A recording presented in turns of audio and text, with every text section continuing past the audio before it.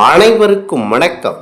தெய்வீக பலன்கள் சேனல் சார்பாக தங்களை அன்புடன் வரவேற்கிறோம். இன்று நம் காணொளியில் காண விரும்புவது, அனைத்து கவலைகளும் நீங்கி உங்கள் வாழ்க்கையில் மகிழ்ச்சி பொங்க கோகுலாஷ்டமி நாளில் கண்ணபிரானை எவ்வாறு வழிபட வேண்டும் என்பதை பற்றி இந்த காணொளியில் பார்க்கலாம். வாருங்கள் காணொளிக்கு செல்லலாம். மறக்காமல் ஒரு சப்ஸ்கிரைப் செய்யவும். வசதிகள் 1000 இருந்தாலும் மன அமைதியும் சந்தோஷமும் நிறைந்த வாழ்க்கைதான் ஒரு மனிதனுக்கு சிறந்த வாழ்க்கையாக இருக்கிறது. ஆனால் பிரச்சனை இல்ல மனிதர் எத்தனை பேர் இருக்கிறார்கள் என தெரியவில்லை. எந்த ஒரு பிரச்சனையால் மனம் துன்பப்படாமலும் அதை மாற்றி மன அமைதியை நல்கும் இறைவன்தான் பரம்பொருள் மகாவிஷ்ணு பெருமான் ஆவார்கள். அவருடைய 8வது அவதாரத்தில் கண்ணபிரானாக அவதரித்து எத்தனையோ நன்மைகளை வாரி வழங்கினார். அதாவது தர்மத்தை நிலைநாட்ட அதர்மத்தின் வழியில் நடந்தவர்களை அழித்து தர்மத்தை நிலைநாட்டியவர் தான் கண்ணபிரான். கண்ணபிரானை தீயோரை தண்டித்து நல்லோரை காக்கும் கடவுள் மட்டுமன்று, எல்லாவற்றிலும் எல்லாமாக நிறைந்திருப்பவர். அவரை வழிபடுவதால் வாழ்வில் கண்டிப்பாக சந்தோஷம் பெருகும், முகத்தில் மலர்ச்சி ஒளிந்து நிற்கும். வாய்ப்பு கிடைக்கும் போதெல்லாம் கண்ணபிரான் கோவிலுக்கு சென்று வழிபட்டுவிட்டு மற்ற நேரங்களில் வீட்டு மகாவிஷ்ணு பூஜை செய்து வழிபடலாம். ஒவ்வொரு கோகுலாஷ்டமி என்றும் பரம்பொருள் மகாவிஷ்ணுவுக்கு முதல் பூஜையை தொடங்க வேண்டும். அடுத்து ஒவ்வொரு நாட்களிலும் நல்லதொரு பூஜையை செய்து வர வேண்டும். அதாவது அடுத்த பௌர்ணமி தினத்திலும் இந்த பூஜையை தொடர்ந்து வரலாம். இந்த பூஜை முதல் கோகுலாஷ்டமியில் தொடங்கி அடுத்த பௌர்ணமி அன்றும் நீங்கள் இந்த பூஜையை செய்து வரலாம். இந்த கோகுலாஷ்டமி நாட்களில் இந்த கண்ணபிரான் பூஜை செய்வதால் மகிழ்ச்சி மட்டுமன்று, செல்வம் சீரும், புகழ் கிட்டும், பொருளாதார சிக்கல்கள் கண்டிப்பாக தீர்ந்துவிடும். கண்ணபிரான் பூஜையை இந்த கிருத்திகை நாட்களில் மற்றும் அஷ்டமி திதியின் கூடிய இந்த நாட்கள் செய்வது மிக மிக சிறப்பானது என கருட புராணம் கூறுகிறது. இந்த நாட்களில் பூஜை செய்வது போல இந்த நாள் முழுவதும் ஏகாதசி திதி அன்றும் பூஜை செய்யலாம். இந்த தினங்களில் சிறப்பான நாட்களே மகாவிஷ்ணுவுடைய அந்த அவதாரத்தின் பூஜைக்கு, அதாவது கண்ணபிரானுடைய பூஜைக்கு தேவையான பொருட்களாக நிறைந்த நாளினில் துளசி தளம், வாசனை திரவியங்கள், இனிப்பு பலகாரங்கள், இதனை அனைத்தையும் தாராளமாக செய்யலாம். அடுத்ததாக செங்கதலி பழம், நெற்பொரி, தேன், பால், இளநீர், துருவிய தேங்காய், வெல்லம் ஆகியவற்றை சேர்த்து பிசைந்த அவல், கற்பூர ஊதுபத்திகள் ஆகியவற்றை தயாரித்து வைத்து கொள்ள வேண்டும்.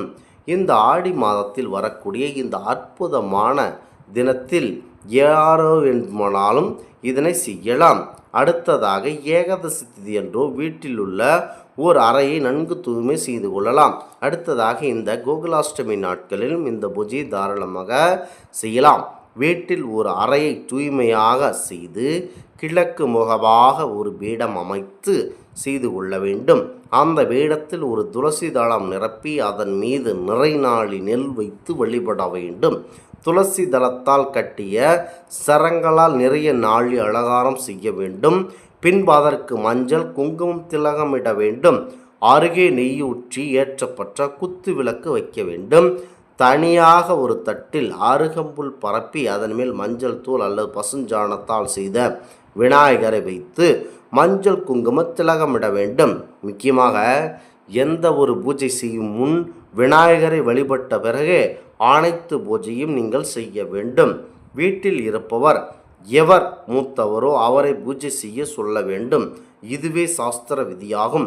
முதலில் விநாயகப் பெருமானின் பூஜையை முடித்துவிட்டு கற்பூர தீப தூபம் காட்டி எல்லோரும் வணங்க வேண்டும் விநாயகப் பெருமானை. அதற்கடுத்து நெறிநாள் நெல்லில் உள்ள பரம்பொருள் கண்ணபிரானுக்கு கற்பூர தீப தூபம் காட்டிவிட்டு ஸ்ரீ கண்ணபிரான் தோத்திரம், மகாவிஷ்ணு ஜத நமாவளி ஆகியவற்றை கூறி துளசி தள அர்ச்சனை செய்ய வேண்டும். அதற்கு பிறகு கற்பூர தீப தூபம் காட்டிவிட்டு எல்லோரும் மனம் மகிழ்ந்து கண்ணபிரானை வழிபட வேண்டும். முதலில் பிரசாதங்களை பிறருக்கு தந்துவிட்ட பிறகு வீட்டில் உள்ளவர்கள் எடுத்துக்கொள்ள வேண்டும்.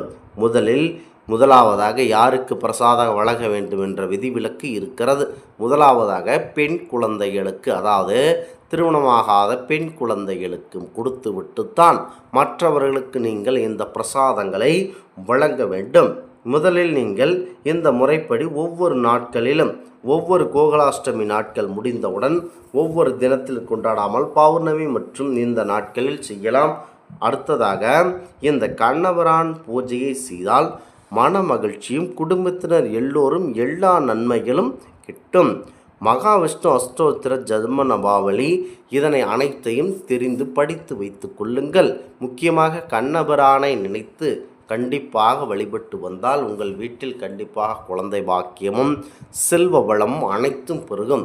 முக்கியமாக உங்கள் குழந்தைகளுக்கு ஏதேனும் ஆபத்து, அதாவது பெயராசியில் ஏதேனும் ஆபத்து, ஏதேனும் எதிரிகளால் தொல்லை இருக்கிறது என ஜாதகரிடம் உங்களுக்கு அறிவிக்கப்பட்டு இருந்தால் உடனடியாக அந்த குழந்தைக்கு கண்ணன் என பெயர் வையுங்கள். அதாவது கிருஷ்ணன் என பெயர் வைத்தால், கண்ணபிரான் அதாவது கிருஷ்ணன் என பெயர் வைத்தால், மகாவிஷ்ணு பொருந்திய எந்த பெயராக இருந்தாலும் கண்ணன் என்று வைக்கலாம், மகாவிஷ்ணு என்று வைக்கலாம், எது வைத்தாலும் கண்டிப்பாக அந்த குழந்தை தான் மற்றவர்களை ஏதேனும் செய்ய முடியும். மற்றவர்களால் அந்த குழந்தையை ஒன்றுமே செய்ய முடியாது. கண்ணா என பெயர் சூட்டிவிட்டால் கண்டிப்பாக அந்த குழந்தையை எவராலும் எதுவும் செய்யவே முடியாது. இந்த குழந்தை தான் மற்றவர்களை ஏதேனும் செய்ய முடியும். அவ்வளவு சிறப்பு பெற்ற இந்த கோகுலாஷ்டமி நாட்களில் கண்டிப்பாக பரமர் கிருஷ்ண பிரானை நினைத்து அவரை குழந்தையாக பாவித்து கால்களுக்கு சிறிய குழந்தைகளின் பாதத்தில் வெள்ளை பூசி பூஜை அறை வரை நடக்க விட்டு கண்ணபிரானே வீட்டிற்கு வருவதாக ஐதீகமாக எடுத்துக்கொண்டு பாரம்பர் ஸ்ரீ விஷ்ணுவின் அவதாரமான கண்ணபிரானை வழிபட்டு வாருங்கள். வாழ்க்கை கண்டிப்பாக சிறப்படையும். இந்த ஆன்மீக தகவல் உங்களுக்கு பிடித்து இருந்தால் தெய்வீக பலன்கள் சேனலை கண்டிப்பாக சப்ஸ்கிரைப் செய்து கொள்ளவும். மீண்டும் ஒரு நல்லதொரு காணொலியில் உங்களை சந்திக்கிறோம். நன்றி, வணக்கம்.